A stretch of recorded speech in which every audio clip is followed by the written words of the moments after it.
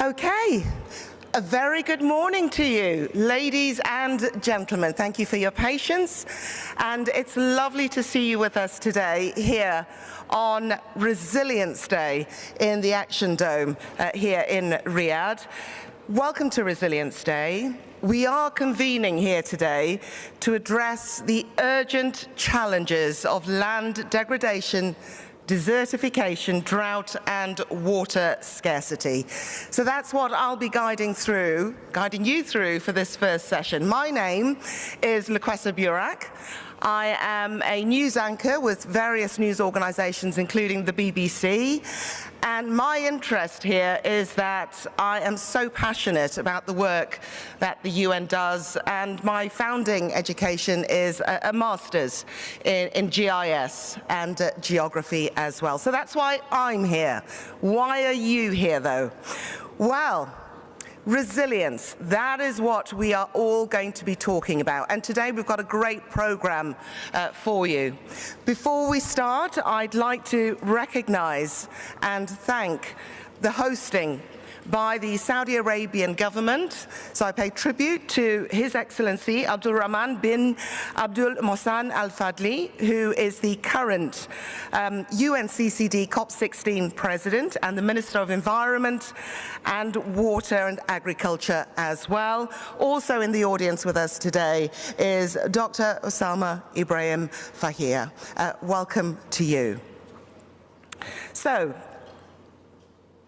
increasing economic, social, and environmental resilience is crucial for ensuring a livable planet for current and, of course, future generations.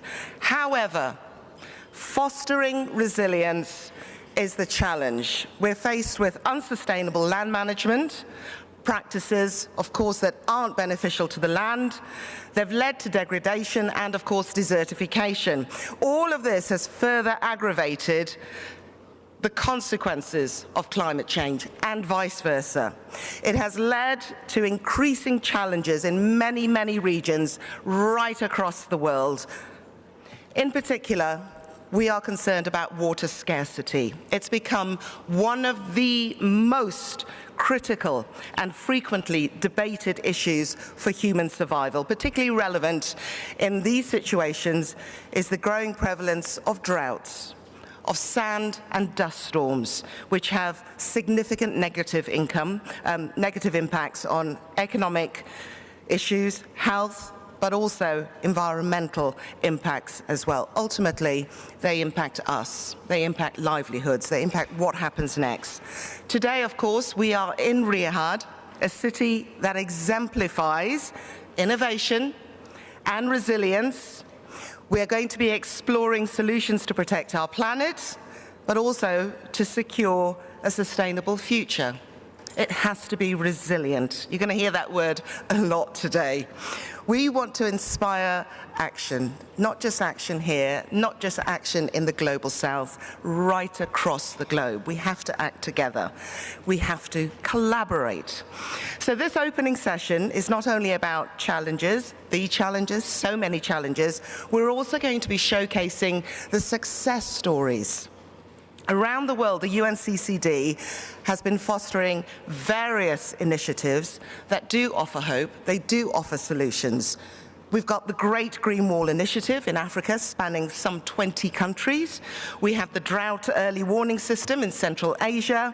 And of course, we're gathered in a city that demonstrates resilience, it demonstrates transformation. Shortly, we'll be hearing about some of those examples, but in brief, Saudi Arabia itself offers compelling examples of resilience and of transformation. We have Saudi Arabia's green initiatives. We have water conservation and management projects. Also projects that are combating desertification in the empty quarter desert. And of course the early warning systems for sand and dust storms. All those details are to follow. So the message today is that we cannot afford to wait. We have to act now, not just when emergencies happen, not just when the cameras are rolling. Governments, businesses, individuals need to do more not to react, but to anticipate. They need to prepare for the risks. They need to protect vulnerable areas. They need to work towards reversing damage, restoring ecosystems, and building ahead. So today we have our opening session. We'll be bringing together our distinguished guests to set the scene for us. We're also going to be learning more about scaling up restoration for resilient ecosystems and communities, early warning systems and why that's important for resilience, drought preparedness and water security, integrated land solutions. All of that is coming up on today's agenda. It's all about possibilities and not just the problems. And so, to begin. First, please, for our opening remarks, I'd like to welcome to the stage Mr. Ibrahim Chiao, the Under-Secretary General and Executive Secretary of the UNCCD, and he will be emphasizing the urgency of global action. Thank you very much.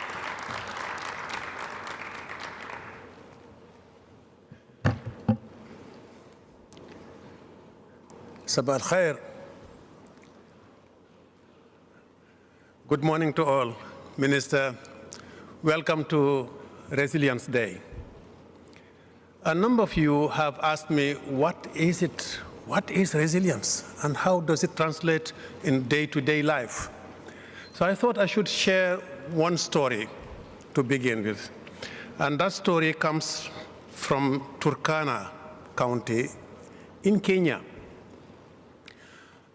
A 35-year-old widow called Fatuma Ekal, a mother of 5, went through a severe drought in 2016. And drought destroyed her family's livelihood. But her story is not only about the sad developments, but about her resilience and how she overcame that situation. As you know, the Eastern Africa region has had a series of 5 consecutive years of drought. So in 2016, Fatuma had nothing else but the goats that are feeding her and her children. With drought, she lost half of the population of the animals that she had. And then they went meager. They could not produce milk anymore. And that affected the livelihoods, the health, and the well-being of her family and her children. Every night, she said, I prayed for rain and wondered if I would lose my children like I lost my goats. In 2017, few months later, she was contacted by an NGO in that same northern part of Kenya. And the NGO asked her whether she knows about the farmer-managed natural regeneration. She had no idea what it was. At first, she hesitated because her ancestors never farmed the dry lands of Turkana. How can a place like this grow grass, grow and produce food, she says? Well, they taught her about few techniques, including regenerative native vegetation. Native vegetation is very robust, is very solid, and can resist to conditions. They taught her about the Zai technique, digging pits on the ground. The Zai technique was first, I think, established in Burkina Faso, if I'm not mistaken, in the northern part of Burkina Faso, that was tested 30 years ago or more. She learned about rainwater harvesting and how to build a small sand dam which will keep the water. She learned about beekeeping, and she went to create a cooperative with other women. That transformed her life and the life of her children. The barren land turned into a small oasis thanks to the pits. She grew millet to feed her family. The trees, the small shrubs that were growing, provided them with the fodder that they need to feed their goats. And the beekeeping skills brought enough income to send her children back to school. So when the next drought struck in 2021, Faduma was prepared. I still felt the drought, she said, but it did not defeat me. Her family had food reserves, water from the sand dam, and enough income to buy essentials. Today, Faduma is a leader in her community, teaching other women how to reclaim their land and build resilience. I thought drought was the end of my life, she said, but it became the beginning of something new. What Fatuma did was to build her resilience to drought by using simple techniques and land restoration. You can call it agricultural resilience. She protected herself and her 5 children from starvation and built a much stronger economy. You can call it economic resilience. She rebuilt the ecosystems and regenerated the land. You can call it ecological resilience. She would have had probably a more complete program if she was covered by an insurance to prevent such disasters from reoccurring again. So there are thousands of Fadumas out there, those unsung heroes, men and women. As you may have seen earlier this week or earlier last week, we released a report which was called Women-Led Solutions for Drought Resilience. 35 case studies from around the world. So it is possible. And it is possible with low tech. You don't have to have a PhD. You don't have to have a university degree. You don't need to have computers. You can do it with low tech. But you also need high tech in some cases. You have seen here the IDRO, the International Drought Resilience Observatory, which is part of IDRA, the International Drought Resilience Alliance, which Saudi Arabia is a member of, and many other countries. So while the notion of resilience is new and was mostly used by experts in the past, today the concept has been popularized, and people like Faduma have taught us that it is possible even with barren hands. So ladies and gentlemen, resilience is not a utopia. It is possible, and it is in your hands. Thank you.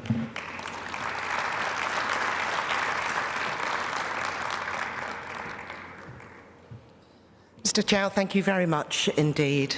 Our next remarks come from Dr. Ayman Gulman, who is the CEO of the National Center of Meteorology for the Kingdom of Saudi Arabia, and he'll be speaking on the Kingdom's innovative resilience projects, including some of the amazing early warning systems I highlighted in my introduction. Dr. Gulman, ladies and gentlemen.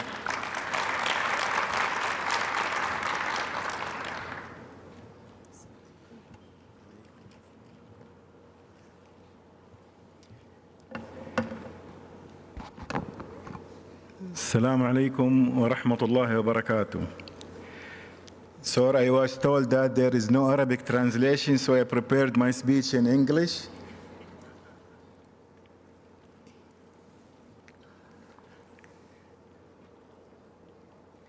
Your Excellencies, distinguished guests, ladies and gentlemen, it gives me great pleasure to welcome you all to Resilience Day, on the key events of the 16th Conference of Parties COP16, which expresses the serious endeavor at the Kingdom of Saudi Arabia to supporting the collective efforts of all international parties gathered here in Riyadh to culminate in these endeavors by unifying the efforts made and aligning with the level of global ambitions to come up with mechanisms that would be able to confront land degradation and drought, which directly and negatively impact biodiversity and water abundance. No country is immune to drought and its impacts of food, water, and energy security, forced migration, and national resource conflicts. Europe, Western United States, Chile, Australia, and the Horn of Africa have all suffered extreme droughts in recent years. These unprecedented droughts have far-reaching impacts on agriculture, energy, transportation, tourism, and human health. Drought frequency, severity, and duration are projected to increase in the short term due to climate change, which is expected to cause a large displacement of people from affected areas in the long run. The challenges facing our world today, stemming from land degradation and drought, which are confirmed by scientific indications through global reports, require dealing with them at all societal levels through appropriate and effective measures, developing various technologies and building human capacities to achieve national and global adaptation and resilience targets and plans, which in turn activate measurements to preserve suitable lands and reclaim degraded lands. Moreover, countries affected by the effects of sand and dust storms also face many challenges, including the impact of climate change on the increased occurrence of the extreme phenomena, specifically the increased intensity, frequency, and danger of sand and dust storm. Also, various sectors are negatively affected by sand and dust storms, such as health, agriculture, transportation, infrastructure, social and political systems, and others.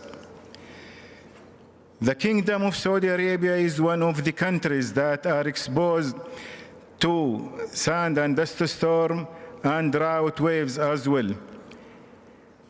In recent years, important steps have been done by the Saudi government to mitigate the effects of climate change and combat and desertification and sand and dust storm through various environmental initiatives. The best evidence of the Kingdom's efforts toward international interaction regarding environmental issues and their preservation. The announcement by the Kingdom of Saudi Arabia of the Saudi and Middle East Green Initiative, which aim to develop vegetation cover at the local and regional levels, which in turn contributes to the reclamation of degraded lands. As part of this initiative, Saudi Arabia has established the Sand and Dust Storm Regional Center, Climate Change Center, and Cloud Seeding Program. In addition to these initiatives, it has actively worked to combat sand and dust storm with continued investments in research and technology to better understand sand and dust storm and develop solutions to mitigate their impact. Saudi Arabia also cooperates with regional and international partners to combat sand and dust storm. We have signed agreements with neighboring countries to enhance cooperation in areas such as early warning system, research, and technology transfer. Kingdom of Saudi Arabia is also active in participating in international forums and initiatives that focus on combating desertification, drought, and sand and dust storms, such as the United Nations Convention to Combat Desertification, UNCCD. These efforts demonstrate the Kingdom's commitment to sustainable development, environmental conservation, and addressing the challenges of climate change and sand and dust storm and drought and land degradations. Your Excellencies, ladies and gentlemen, the scientific efforts exerted globally through studies and research on this issue of the drought and land degradation, which the aim of finding the means and practical, technical, procedural, and policy solutions that enable the world to overcome the challenges of resilience to drought and land degradation require more work and the employment of human and technical capabilities to come up with effective inventions and mechanisms in our global issue. Together, the sponsorship of the General Secretariat of Combating Desertification and in partnership with governmental and research institutions, the seriousness of work towards overcoming these challenges and preserving our planet for future generations is reflected. We all aspire for the efforts of everyone present at the Conference of the Parties to Combat Desertification here in Riyadh to be crowned with success. We hope to see the outcomes of this conference translated into tangible actions that contribute to overcoming global challenges related to drought and land degradation and sand and dust storm. The overwhelming evidence points to the need to shift from crisis management to drought preparedness and adaptation measures that significantly reduce vulnerability and exposure at all levels. I would like to highlight the two initiatives launched by the Kingdom of Saudi Arabia in this COP16, the Riyadh Global Drought Resilience Partnership, which aims to enhance the ability to adapt to drought and prepare for it proactively at the national and international levels. And the second one is the International Initiative for Early Warning of Sand and Dust Storms, which aims to enhance monitoring and early warning services for different regions of the world in a globally coordinated manner to mitigate the negative impacts on the environment, health, and economy.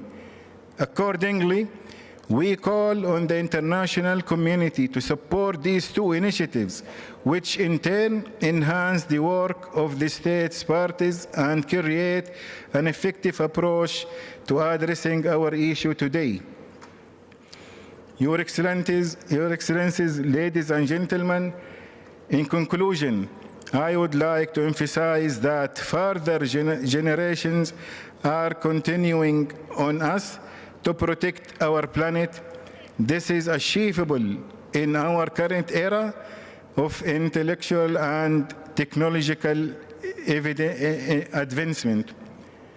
However, as time progresses, the challenges will only intensify unless we act now to overcome them and ensure sustainable environment for both our present and future. Thank you.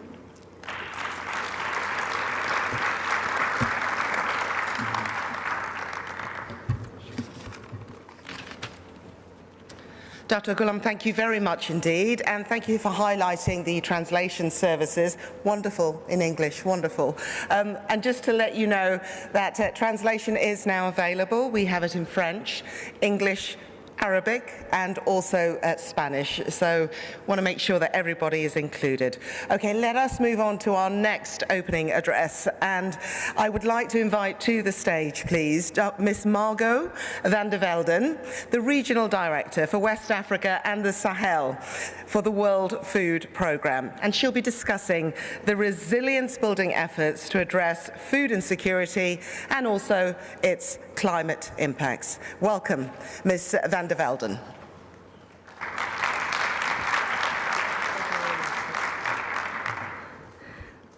Thank you very much, Excellencies, distinguished delegates and partners. It's a real honor for me today to address you at this Resilience Day of the COP16. Today, as we are confronted with intensifying impacts of desertification and land degradation, we must reaffirm that ecosystems are not just the foundation of biodiversity, but are vital for human survival. Healthy land and water systems are the lifeline for food production, climate stability, and social cohesion. Yet, as we hear today and the past days, they are under unprecedented strain. The degradation of billions of hectares of land and water resources is a direct threat to food systems and human security. In regions like the Sahel, these challenges are magnified because we have 70% of the most food insecure populations live in degraded landscapes. As a result, every year we see humanitarian needs increasing in the Sahel. Displacement, food insecurity, and conflict are accelerating every year a bit more. This year we have 12 million people food insecure in the Sahel. Chad, Niger, Burkina Faso, Mali, Mauritania, and Senegal. And this number is 4 times higher than 5 years ago. The rising frequency and severity of climate shocks, compounded by land degradation, underline an urgent truth that short-term responses alone are no longer enough. The solution lies in resilience programming with land restoration at its core. By addressing the root causes of vulnerability, namely degraded ecosystems and natural resource scarcity, resilience programs bridge immediate humanitarian needs with long-term development. They help restore ecosystems on one hand, create sustainable livelihoods, and reduce the risk of recurring crises. Land rehabilitation is central to all of these resilience-building efforts. The Sahel Integrated Resilience Programme, implemented by World Food Programme and partners in support of governments' efforts in the Sahel, is a prime example of the transformative impact of resilience programming. It has been a key contributor to the UN Decade on Ecosystem Restoration and contributes to the Great Green Wall initiative. The integrated resilience programs works with, as mentioned by Mr. Chow, simple, scalable techniques as water harvesting, agroforestry, and soil regeneration, which have demonstrated significant effectiveness and impact, particularly when they are combined with other multi-sectoral interventions that address livelihoods and basic social needs. By restoring degraded lands and by fostering sustainable livelihoods, the Integrated Resilience Programme addresses the interconnected challenges of environmental degradation, food insecurity, and socio-economic vulnerability in the Sahel. And so it restores ecosystems, but also tackles the root causes of vulnerability. The second point I wanted to mention on the Integrated Resilience Program is that it's restoring land and water systems at scale in the Sahel. It has rehabilitated over 300,000 hectares of degraded land and constructed over 4,000 water systems. It has intercepted 2.4 billion cubic meters of runoff water and has recharged 475 million cubic meters of groundwater. These efforts have completely revitalized the food systems and livelihoods across the Sahel countries. Yesterday, in one of the panel sessions, we heard from a farmer, Mohammed, in Tillaberi. He indicated after 5 years of the program that now he produces, he sells, he sows, he eats, but moreover he also can give to the communities and his families in the communities. And he says he even has more that he has stored in his facilities. The third element I wanted to mention on this Integrated Resilience Program is that it truly ça renforce les communautés. Le programme travaille pour la communauté, avec la communauté. Ça améliore, ça favorise un système, ça a aidé 4 millions de personnes à travers 3500 villages. Il a réduit l'insécurité alimentaire dans ces pays par 20%, tout en empêchant les besoins humanitaires. People. The program, the fourth element I wanted to mention is that the program works with a large network of Sahel universities, in total 12. They are used to build up the local resource, the technical capacities. They ensure knowledge exchange and learning across the countries. The fifth and last element I wanted to mention on this Integrated Resilience Program is about the incredible economic and social impact that we have seen by running these programs.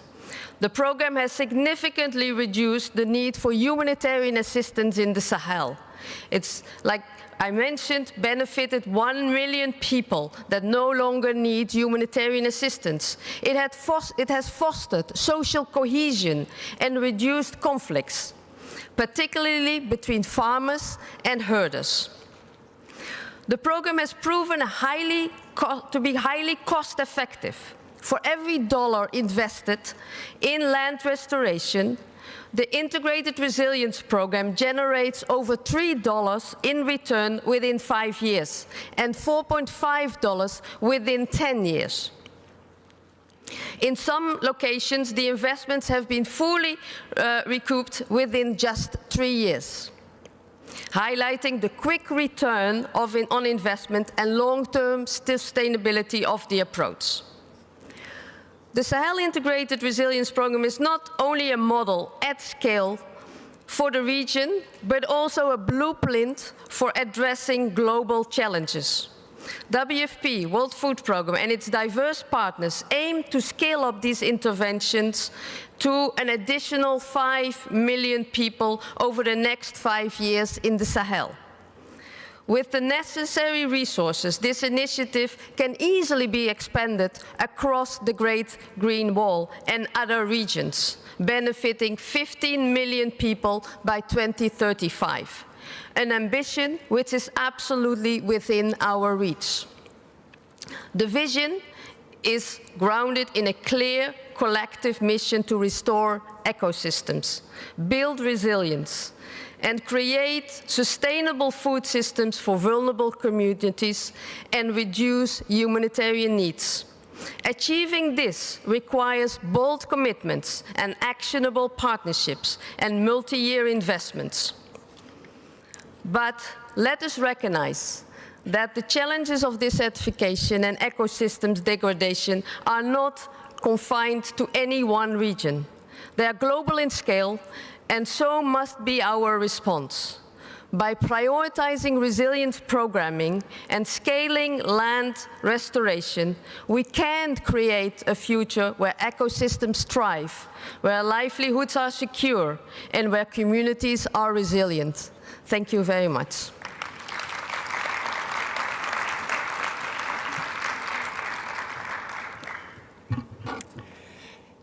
Thank you very much, Ms. van der Velden.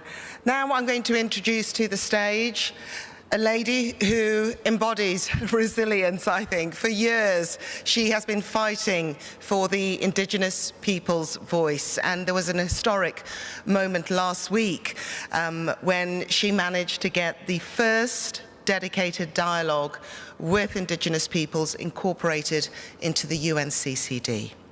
Ladies and gentlemen, yes, ladies and gentlemen, please welcome to the stage Ms. Hindu Umaru Ibrahim, coordinator of the Indigenous Women and Peoples Association of Chad. Bienvenue. Thanks. You have to say hi. On Bali Jam, on Pili Jam, Sabah al Khair and good morning. Thank you, Sister Lukwaza. It's so great to be back in this stage, again with Ibrahim and Dr. Usama, that we were ending last week really nicely in this stage. Firstly, allow me to say, Ibrahim, what you say about Fatima from Kenya is the history of so many peoples in our region in Africa, and particularly in Sahel regions. But today, I wanted to give you the concrete examples of my people when we talk about drought, when we talk about resilience. And we hear from Margot what's happening around Sahel and particularly around my country, Chad. From my people as nomadic pastoralists, over the last decade, just our productions reduced simply in two. Half of it disappeared. And the reason is because of the drought. In our region, we used to have the rainy season from the south to the north, 6 months to 3 months. But with the climate change impact, with the biodiversity loss, our rain became very short, maybe 4 to 2 or maybe less, depending from the season. Yes, I recognize this year we got a big flood around all the region. This is also not right completely. But from that drought we used to have, the water scarcity is not just a wording, it is a reality of the peoples, because peoples do not have even access to the drinking water, which is the simple thing every single day every person needs in order to survive. So people do not have water because of the drought. Of course, I'm not talking about the tap water that you can control and have your glasses, etc. I'm talking about those people who do not get this luxury of the tap water, but who are drinking from the river, from the lakes, from the well, and who found in themselves the rivers are dry, the lake have not water, and the well are becoming deeper where they cannot get access. This is the real drought that people are experiencing. Just a simple water to drink if you do not have it. You just have no life. You cannot think about the crops. And that makes our cattle that we used to milk during the rainy season 2 times, morning and the afternoon. And during the dry season, we milk them once every single day. But currently now, during the dry season, we milk one every 2 days. That means the first day we milk for ourselves, the second day we leave the milk for the veal, for the baby cow, in order to survive. But the consequences is, it's reduce our food on 2. It's reduce our economy in 2. It's accelerate the vulnerability of the communities, and the social life become even more harder. And that push all the man, all the valley peoples to leave the communities, and they become a migrant. I'm not talking about international migrant that where they come to the Western countries, they just like try to say, oh, we do a lot of migrant, what we can do with them. I'm talking about internal displaced peoples. I'm talking about the migrant within Africa that have to force themselves because there is no water, because there is no food. They have to leave their communities, even they love them, to go look for an alternative. This is the consequences of the drought. It can be so severe. It can break family, and it's broken family. It can make the culture, the identity of a region to be loose. But badly, it makes our man lose their dignity. Because in our culture, in my region, in the Sahel, man's supposed to feed his family. And if he cannot do that anymore, he have no dignity. And he's ready to go look for this dignity everywhere. And that's why they leave their communities and they let them behind. And it is not only the Sahel, it is not only our place, but now when we are living the drought, we are living all the consequences of climate biodiversity everywhere. Look at what's happened just in Spain with the drought, that they lost all their crops and people went to the street. Look at what's happened in France, where they are calculating the liter of water for people to use in a single day. And where they say, don't put the water in the grass or in a swimming pool. So it is a general issue, not only from developing country or from Africa. It is from all over the world. The water scarcity, the drought become a reality. And this is why we need the resilience. And this is why having the Resilient Day in these conventions is so on time in order to help everyone to take the decisions.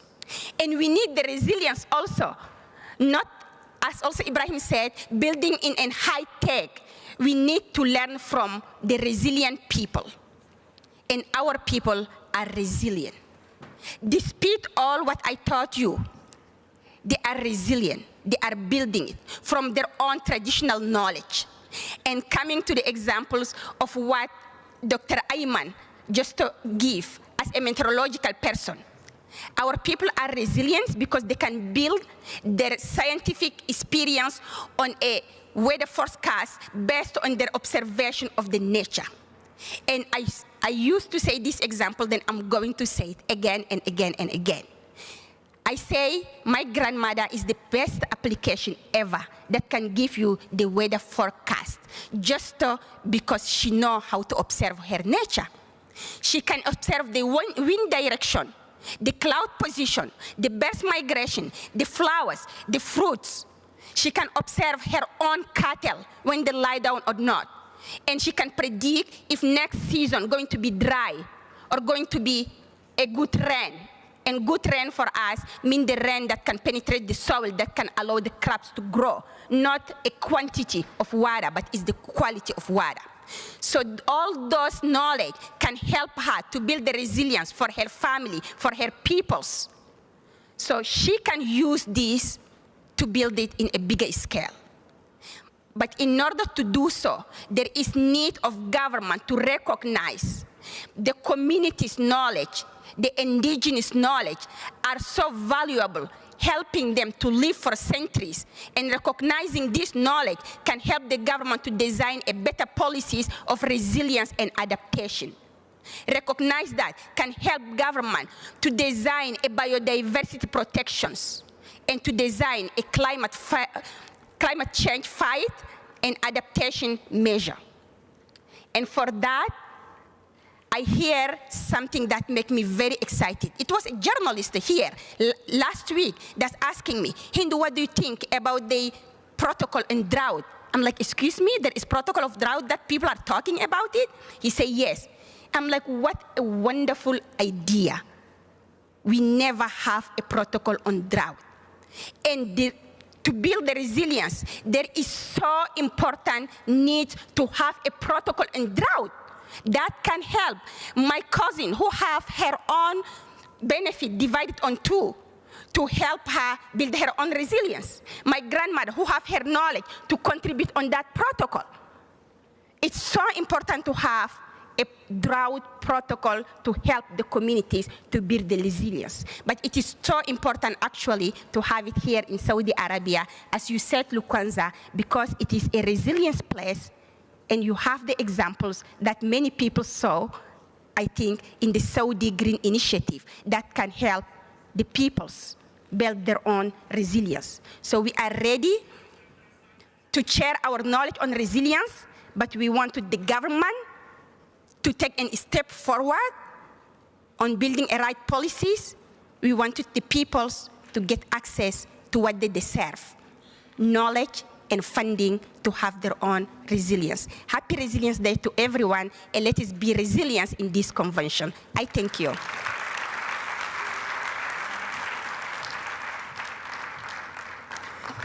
Hindu, thank you very much indeed. Now, I would like, please, our speakers that we've had so far here at the podium to please make their way to the stage. Mr. Chiao, if you could lead the way and bring our speakers onto the stage. Dr. Osama, Mr. Gulman, please come to the stage. We are going to have our final speaker, our final remarks, and then we will have our family photo. So if you could please make your way to the stage. Also, Ms. Margot van der Velden, please. Thank you very much. If you could take a seat, and that way we will be primed for our family photo. And our final speaker today is Ms. Meskaram Bran, who is the Regional Director for Sustainable Development, and that is the MENA region for the World Bank. And she will be discussing scaling resilience initiatives across the region. Ms. Bran, welcome to the stage. Thank you very much indeed. Thank you.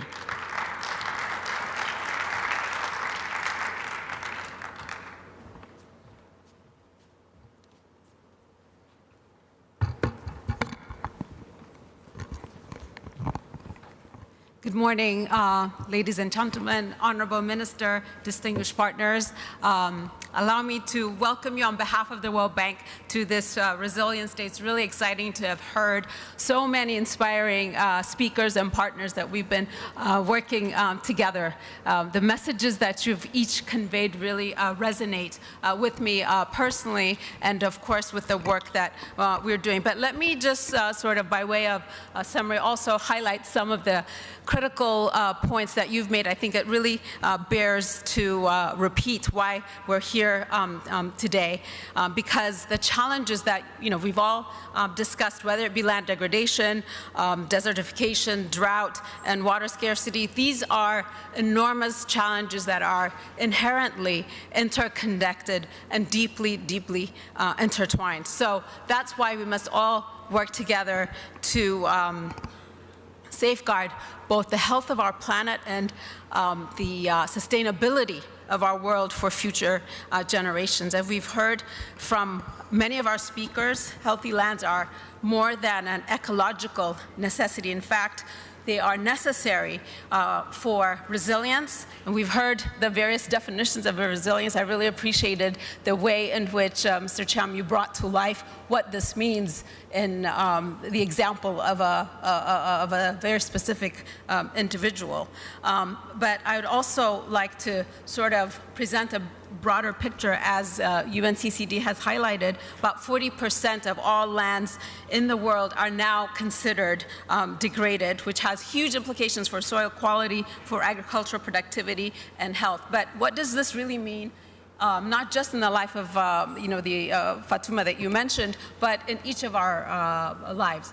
For example, the orange that you eat today, do you know that it is nutritionally less valuable than what the oranges that our parents ate? It's about a quarter of the nutrition that the oranges that we eat today compared to what our grandparents ate. That's because of the enormous deterioration in soil quality and the nutrients that have been depleted from the soils. But it's not just about the oranges. It's also about inaction that is resulting in huge economic costs. If we think about the economic cost of land degradation, driven both by productivity, loss in soil fertility, and impact on water resources, it's about 10% of the annual global GDP.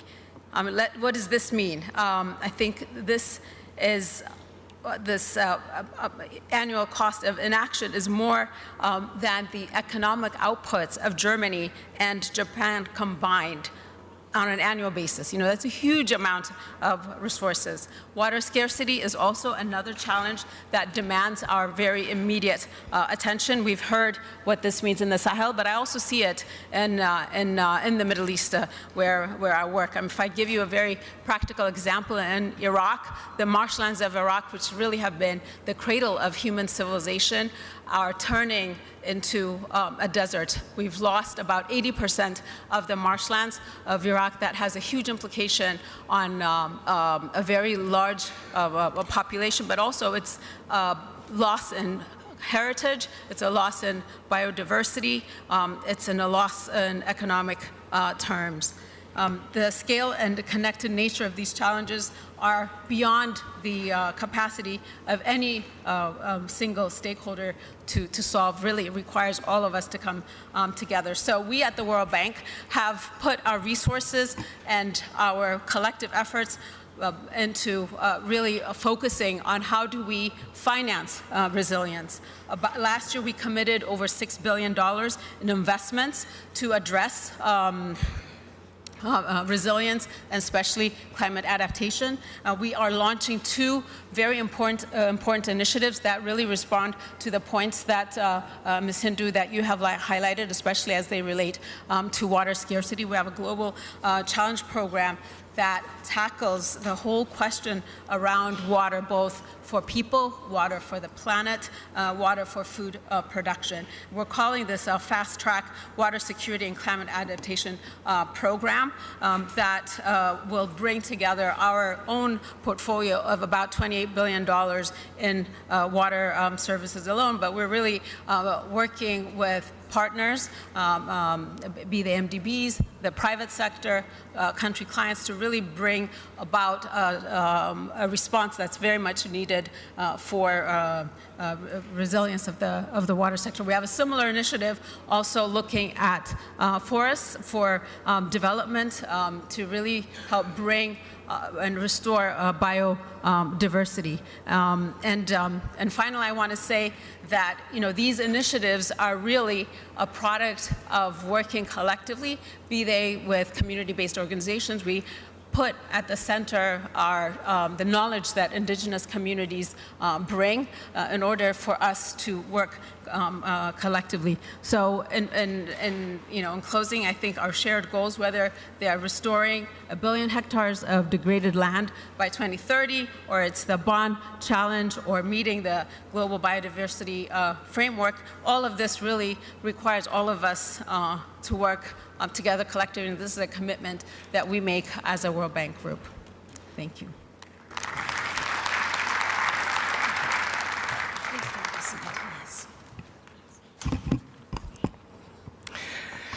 Ms. Brown, thank you very much indeed. And that is our first session, setting the scene for you here on Resilience Day. I'd like to say a very big thank you for those of you in the audience, and also to all our speakers today. Please don't move. We have got a following session to come, and that is scaling up land restoration for resilient ecosystems and communities. As we prepare for that second session, I'd like to invite all our photographers, please, to come forward so that we can get our family photo of our high delegation, session 1, please. Thank you very much indeed. Thank you.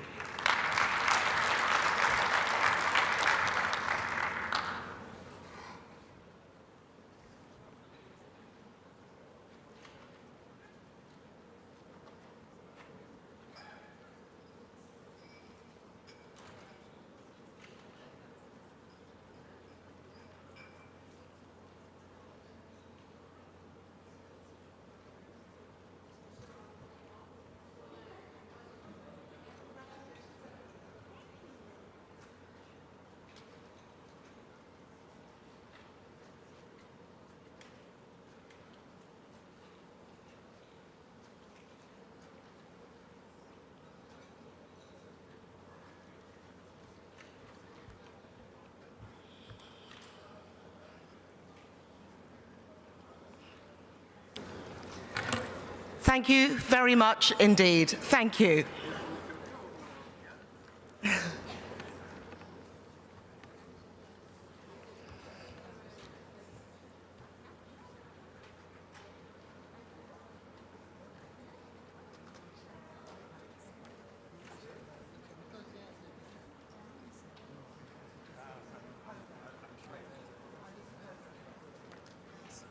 Thank you very much.